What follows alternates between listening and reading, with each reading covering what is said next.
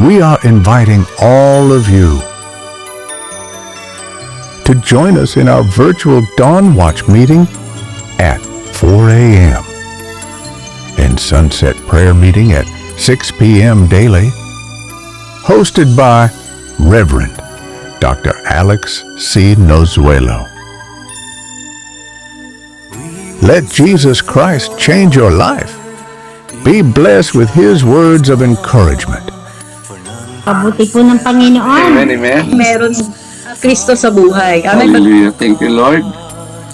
Natin na pag-live sa oras ito. Mula sa basahin ko po doon sa verse 11. Kapayapaan. For today's Sunset Prayer meeting, Salamat sa lahat ng mga nag-testimony. Testimony pa lang, busog ka na eh. Amen. Kaya sa gabing ito, salamat din sa mga maaga naka-join. At tayo po ngayon ay gaganap ng ating pananalangin sa takip silim. Pero sila Pastor Minda ay mukhang nasa hayop pa, mukhang pauwi pa lang sila. Amen. Salamat sa Diyos dahil sa ubasan po ng Prayer Faith Church, Worldwide Ministries Incorporated, gaganap po tayo ngayong gabi ng ating Sunset First Watch Prayer.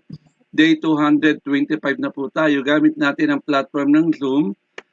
Okay. At sa platform ng Zoom ay 26 na po tayo naka-join. Salamat sa mga talagang may kasigasigan na mag-join. Alam po lahat naman tayo maraming ginagawa. Pero mas pinili natin pahalagahan yung pinapahalagahan ng marami sa ubasan ng Prayer Faith Church. Ang manalangin sa dapit hapon or takip silim. Amen? At salamat din sa ating mga tigapanguna dahil sa kanilang kapahintulutan na magamit natin ang mga social media. Okay, naka-Facebook live streaming na po tayo. Okay, salamat sa ating spiritual director, Bishop Rosem Nasuelo, kasama kay Pastor Glory. Dahil sa kapahintulutang ito ay nagagamit na rin po natin ang TikTok, nagagamit na rin po natin ang YouTube, pati Spotify ay naka ano rin po tayo, mga platform na yon. Kaya salamat dahil may taong ginamit para mapalawak pa natin ang pagbabahagi ng salita ng Diyos. Okay, dahil ang FB Live ay good for 1 month lang, tinatanggalan ni Meta. Pero mapapanood pa rin natin yan sa YouTube, TikTok, o mapapakinggan natin sa Spotify. July 14 po ngayon, 2026, at ang topic po na ating pag-aaralan ay ang ating relasyon sa harapan ng Diyos at kung paano natin ito mamimaintain ng malakas. Yan po yung sasagutin ng ating preacher ngayon. Tinatawagan ko na po ang ating tigapagayon ng salita ng Diyos. Walang iba kundi si Reverend Jeffrey Amante. Next, your turn. Praise the Lord po. Good evening and Evening. pagpalang gabi. Tayo po yung mga pagbukasan sa akin sa Ephesians chapter 1 verse 4 to 6. Epeso chapter 1 verse 4 to 6.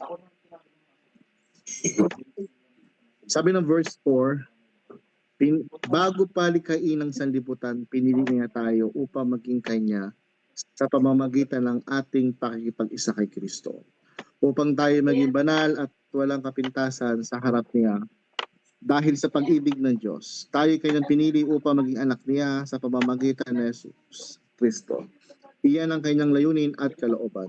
Purihin natin siya dahil sa kanyang kahangahangang pagkalinga sa atin sa pamamagitan ng kanyang minamahal na anak. Kaya manalangin, Panginoon, ipahintulot niyo po sa oras po ito na maunawaan po namin ang iyong salita sa mikling oras po, Panginoon, ng aming pagbabahagi.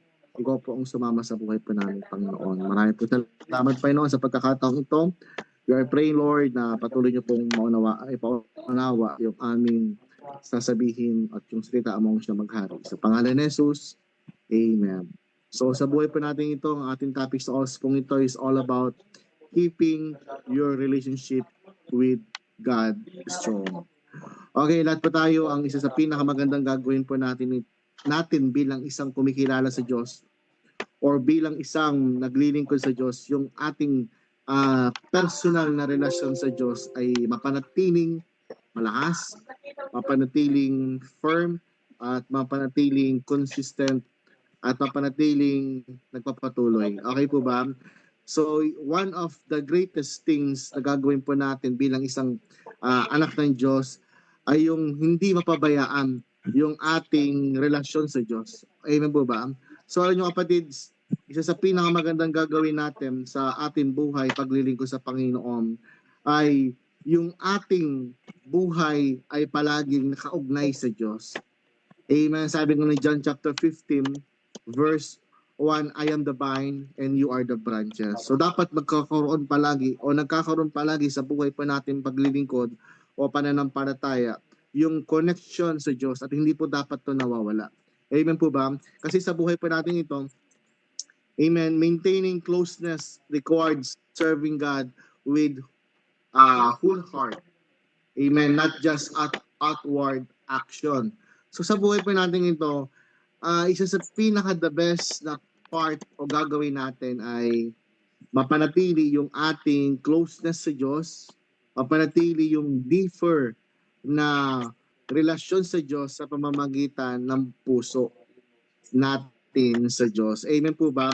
At sa buhay pa natin ito, in chapter 1, in Ephesians chapter 1 verse 4, amen, sa buhay pa natin ito, tayo pinili ng Diyos. Sabi mo nga, pinili ka ng Diyos upang Pinili maging ka ng kabahagi Diyos. niya, upang maging anak niya, at magkaroon tayo ng intimate involvement sa buhay ng Diyos. Amen, at magkaroon tayo ng intimate relationship sa Diyos. At sa lahat sa buhay pa natin ito, may mga ups and downs sa buhay natin, pero the Lord give us the strength and give us the courage na huwag mong pabayaan po yung personal na relasyon natin sa Diyos. Amen po ba? Kaya kapatid, gusto ng Panginoon, He wanted us to live with Him.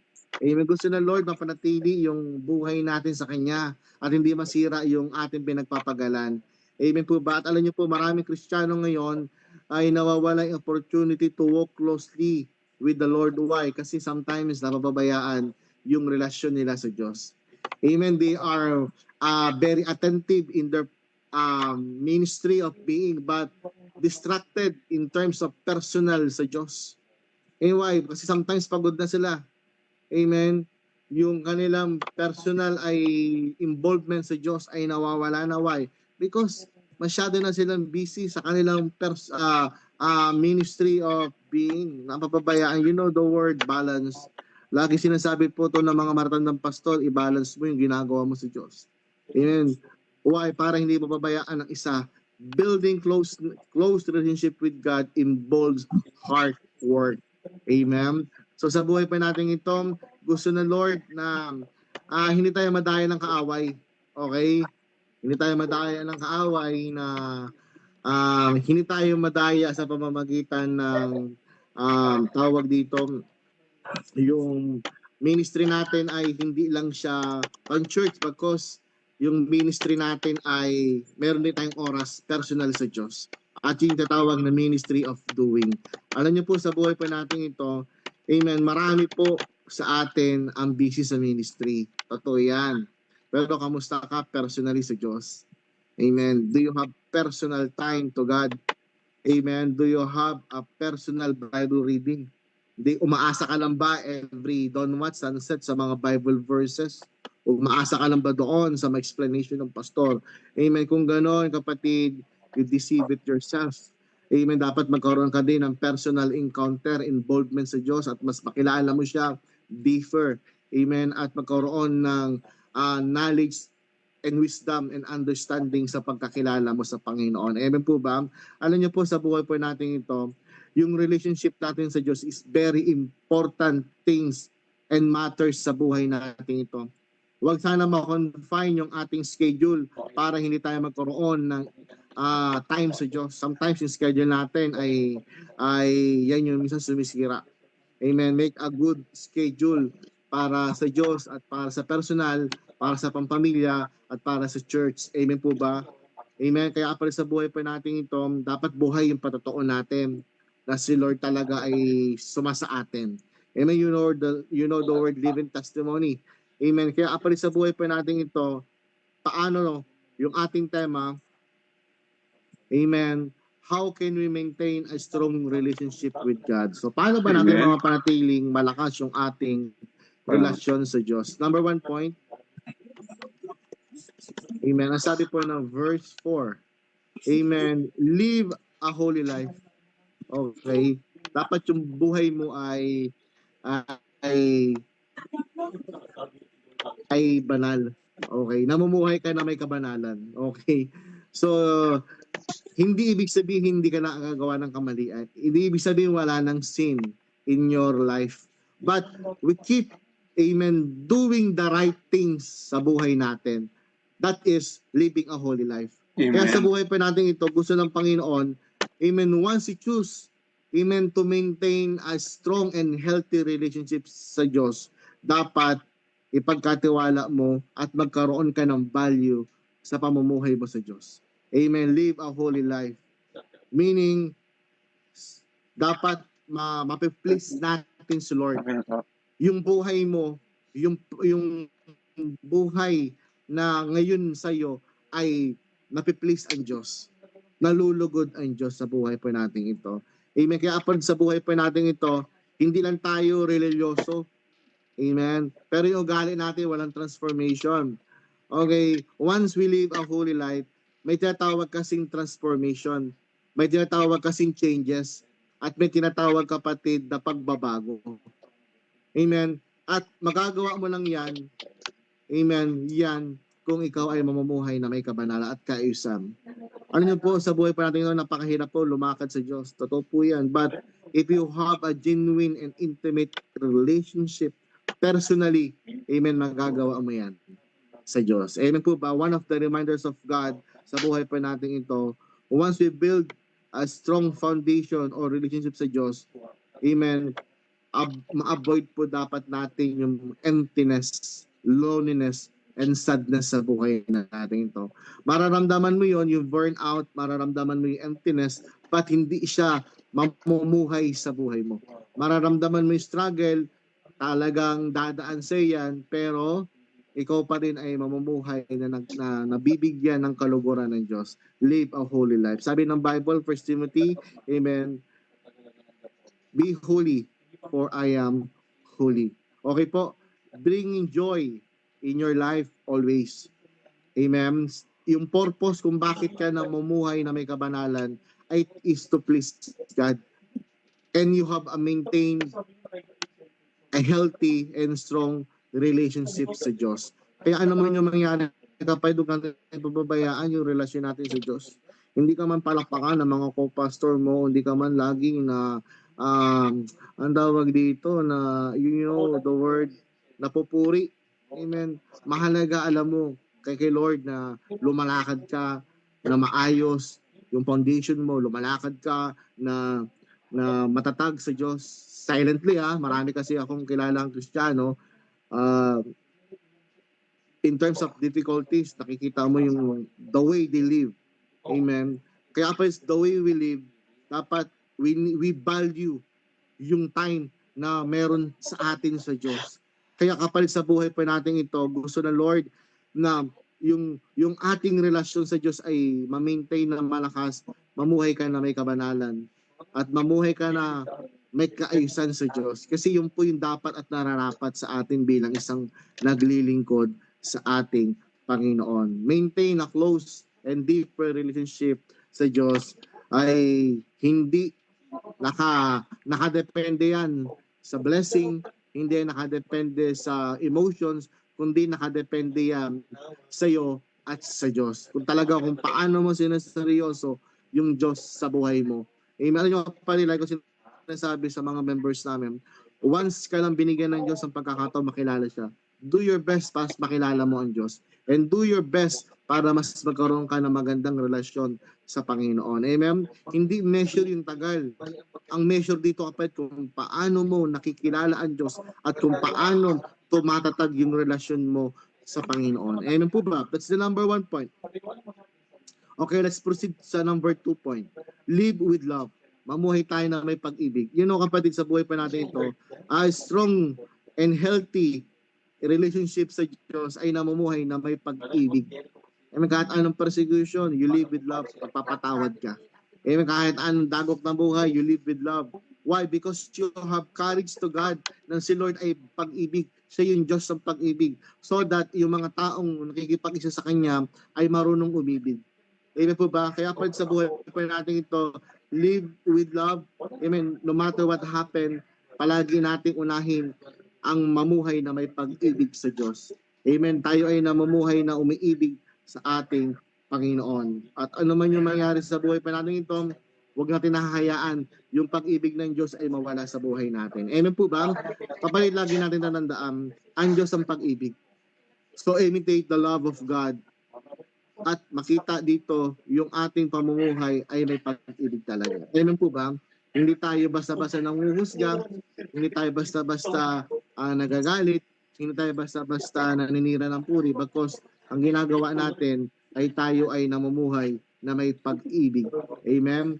Ang pag-ibig ay regalo ng Diyos sa mga bunga ng Banal Espiritu Santo. If you want to maintain a healthy and strong relationship with God, live with love. Alam niyo po, sa pinakamagandang gagawin natin, dati yung buhay natin masalumuot. Yung buhay natin dati ay hindi maganda yung sistema.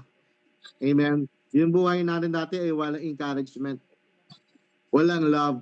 But now, amen, sabi nga ng 2 Corinthians chapter 5 verse 17, if any man in Christ, he has new creation, the old has gone, the new has come.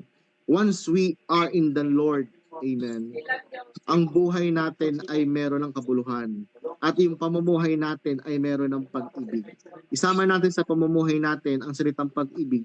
Isa to sa aspeto na dapat natin bantayan sa ating pakikipag-isa at pakikipagrelasyon sa ating Panginoon. Amen. In any relationship, dapat merong pag-ibig.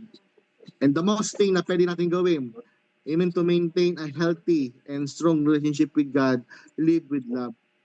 Amen. Ang Diyos ang una nagmahal sa atin. So therefore, yung pag-ibig na nararamdaman natin sa Panginoon, isinasa pamuhay natin.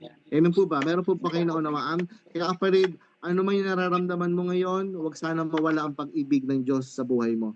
Always makita yung pag-ibig ng Diyos sa buhay po natin ito. Always makita yung gagawin ng Diyos sa buhay mo, at always makitaan tayo na tayo ay namumuhay na mayroong pag-ibig. Amen. You know the word pag-ibig, nakikita yan through your testimony, and that God is really, really, amen, in you. Amen. In love with you. Nakikita, na-enjoy mo yung relasyon mo. Ano yung pa rin kapag may ang buhay natin na may pag-ibig, na i-enjoy natin, tama po ba? For example, sa mga may asawa, kapag walang pag-ibig ang pagsasamahan, gulo yan, talot yan, tama? Pero kapag may pag-ibig, tumitibay yan. Amen, ganun din sa Diyos. Gusto ng Diyos na ang buhay mo para tumatag, makipag-isa sa Kanya, mamuhay ka na may pag-ibig ng Diyos. Amen po ba? Once you are decided, amen, to follow the Lord, to imitate, amen, imitate Him, dapat hindi ka magbabago sa pag-ibig mo sa Diyos. Dala-dala mo palagi yung pag-ibig ng Diyos araw-araw. Amen po ba? All the achievements and accomplishment na meron sa atin, that is the works of God, because the Lord loved us. Amen po ba? Alam niyo po, sa buhay pa natin ito, hindi madaling lumakad na may pag-ibig. Tama? Kasi lahat tayo pwede masaktan. Pero si Lord, gusto niya i-maintain mo yung meron sa iyo, at sa Kanya, lagi tayo dapat mamuhay. Nakasama niya at mamuhay na may pag-ibig ng ating Panginoon. In next section ng buhay natin, in next accomplishment natin, madadalayan natin, at makikita natin na kapag tayo po ay namumuhay na may pag-ibig, sumusunod po yung patotoo sa atin. Yun o kapatid, ang iingatan palagi natin yung ating patotoo, huwag masisira. Amen? Yan yung laging sinasabi ng aking kapatid na Pastor Joan. Ang testimony mo ay kayamanan mo. Yan yung pinaka-the best. Kaya for me, amen, the best thing na pwede kong sabihin, kapag nawala ang pag-ibig sa buhay mo, nawawala din ang Diyos at nawawala ang patotoo na si Lord ay sumasa iyo. Amen po ba? That's the number 2 point. And the last point is, Matatagpuan sa 5 and 6. How can we maintain a strong relationship with God? Number 3, and the last point, always do God's will. Palagi daw natin gawin yung kalooban ng Diyos. It's all about God's willing. Tama po ba? In every chapter ng buhay mo sa paglilingkod sa Panginoon, kapag sinabing will of God, dito ang maraming minsan hindi nagagawa. There are do sometimes compromising. Amen? Kapatid, sa buhay pa natin ito, amen, ayaw ng Diyos na compromise tayo. Sabi ng Romans chapter 12 verse 2, amen, sabi dito, huwag tayong do not conform to the pattern of this world. Amen. Huwag tayong makikiayon sa takbo ng mundong ito. Amen. Kapag sinabing will of God, amen, yung purpose, yung command ng Diyos ay ginagawa mo. Amen. Hindi madali gawin yung gusto ng Diyos sa buhay natin. Tama po ba? Hindi madaling magawa yung gusto ng Diyos sa buhay mo. Pero napakasarap pag ginawa mo yung gusto at yung kalooban ng Diyos sa buhay po natin ito. Amen. Why? Kasi once we are do, amen, yung will of God, we are living with Him. Namumuhay tayo sa Kanya. Amen. Believers, encourage. Amen. Tayo ini-encourage ng Diyos na daily po, not weekly, not monthly, do the will of God.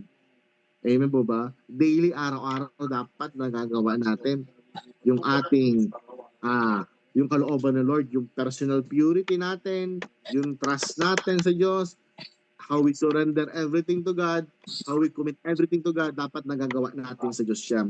Amen. Why? Kasi once na nagagawa mo yung kalooban ng Diyos, ibig sabihin matibay yung relasyon mo sa Diyos. Ginagawa mo kasing gusto ng Diyos sa buhay mo. Ibig sabihin, yung kalooban ng Diyos yung naghahari sa buhay mo. Yung plano ng Diyos, yung purpose niya ay na-explore natin.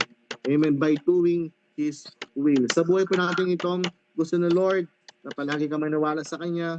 Gusto ng Lord, huwag kang tumalikod. Gusto ng Lord, magkaroon ka palagi na matibay na pananampalataya at pagkitiwala sa Panginoon. That's the once ng Diyos sa buhay mo. O, pag hindi mo nagawa yan, babagsak ka, kapatid. Amen, sa compromising. Kaya pa ano man yung mangyari sa buhay mo, submit always to God. Amen. Palagi tayong pasakop sa Diyos. Ano man yung gusto ng Lord sa buhay pa natin ito, pasakop po tayo sa Panginoon. Ano po ba?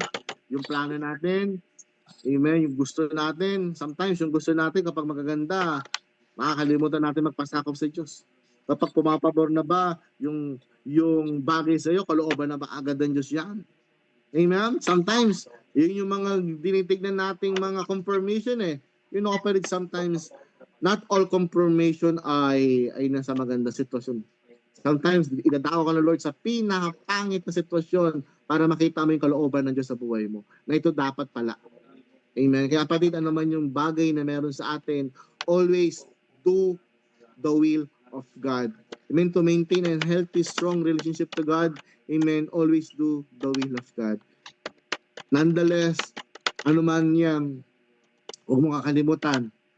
Kristiyano ka, naglilingkod ka kay Lord, yung Panginoon dapat palagi natin nagagawa. Amen po ba? That's all for today. Salamat po. Pasensya na po. Medyo maiksi lang kasi po. May Bible study pa po ako ngayon after nito. And I hope po na nagkaroon po tayo ng unting idea. Amen. To maintain a strong relationship sa Diyos. Let's pray together. Father God, salamat po sa bigting oras pa namin today. And we give back all the glory, adoration in your name, Father God.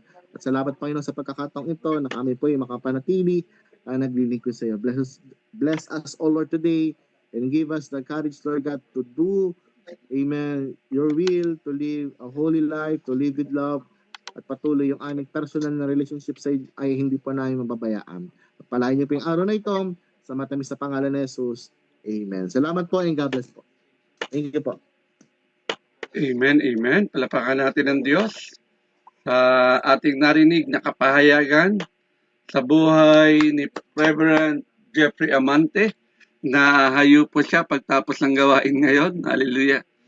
Mga kapatid ko sa Panginoon, tunay po, sa bawat relasyon na meron tayo, may mga nire-required talaga. Hindi natin pwede sabihin may relasyon tayo pero wala ka namang oras sa karelasyon mo. Hindi ka po pwede makipagrelasyon sa isang tao at sasabihin mo hindi mo siya mahal. At lalong hindi ka pwede makipagrelasyon kung ikaw ay hindi nakikipag-usap sa kanya. Pero ba yun? Nanliligaw ka, ayaw mo siyang kausapin.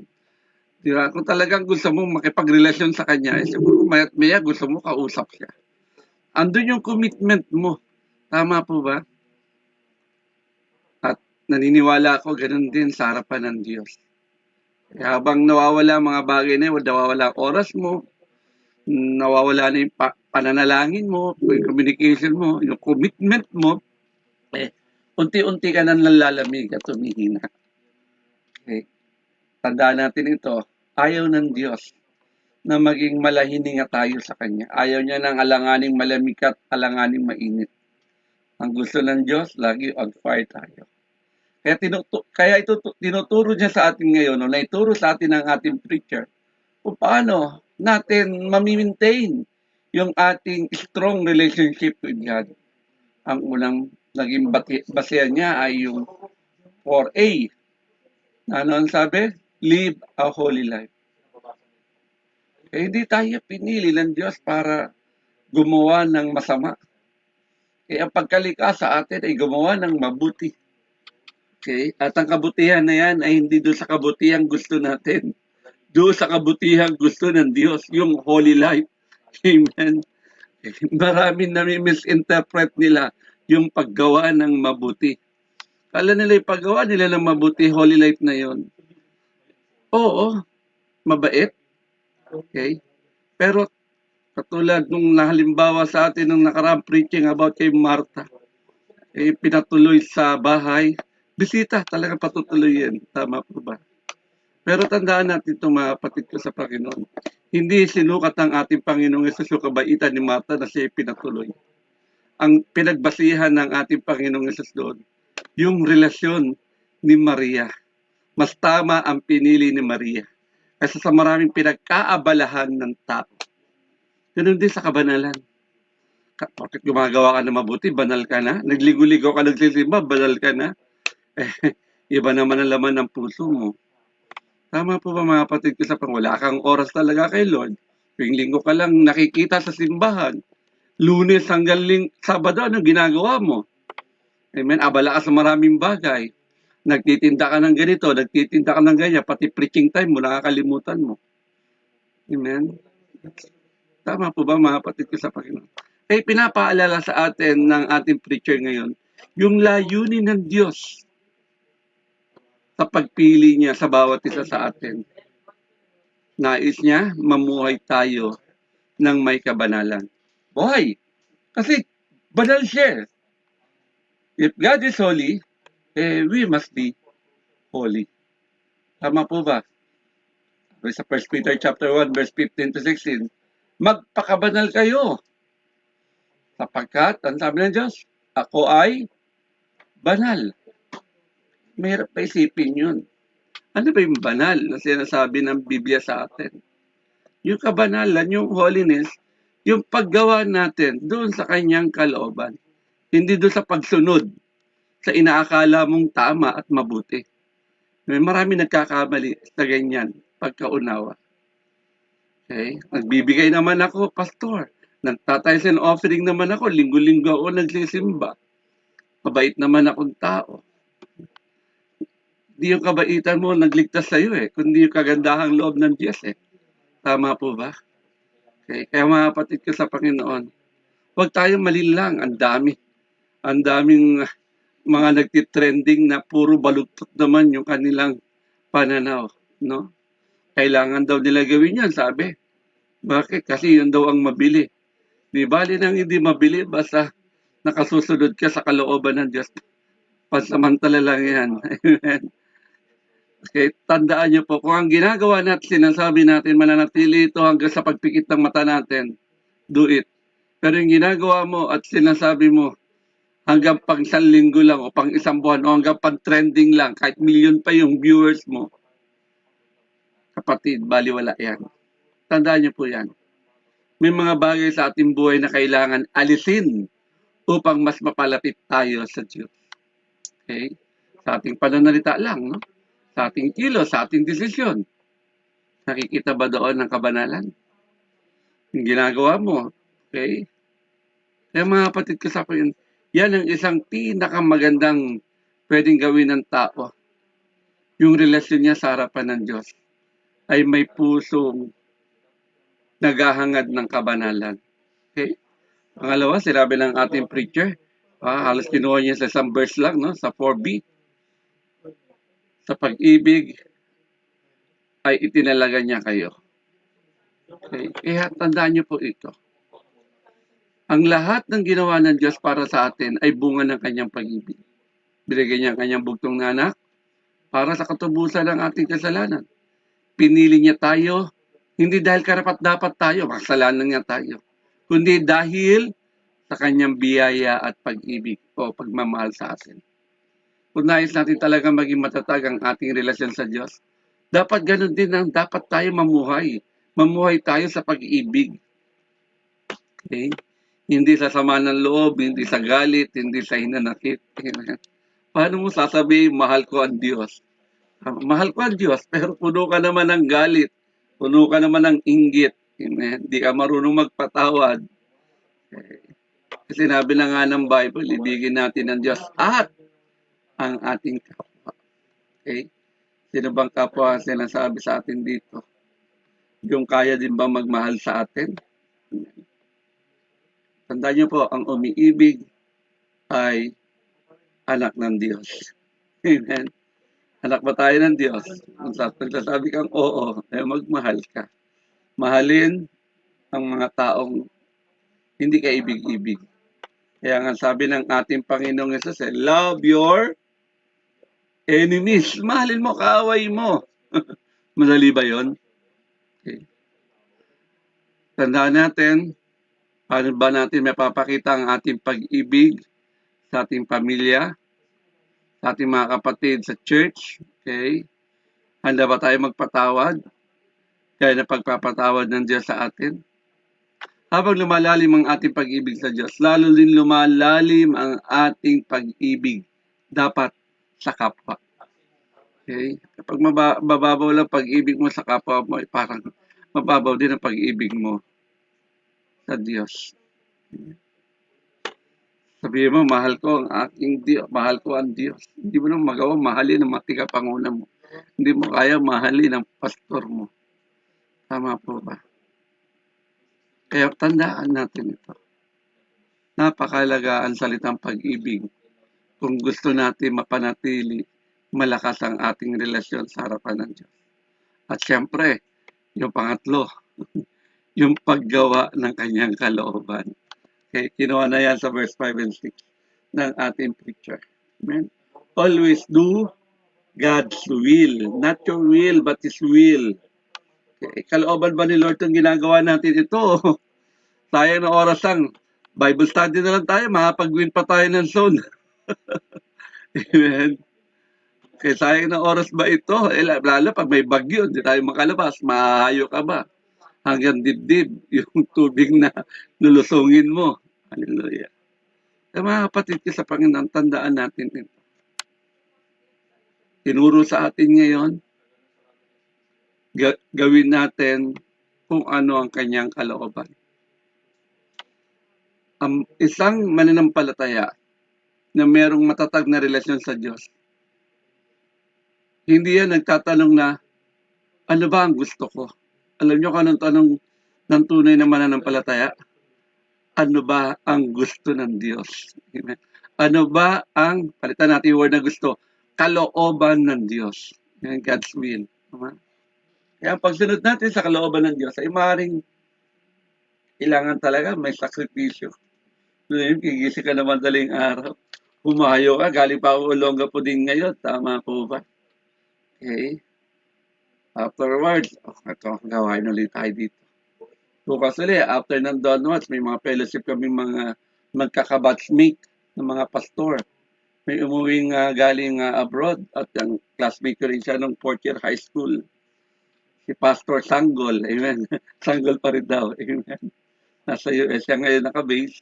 Umuwi, pero babalik na rin. Pero may fellowship kami mga pastor kasama si Pastor Charles bukas.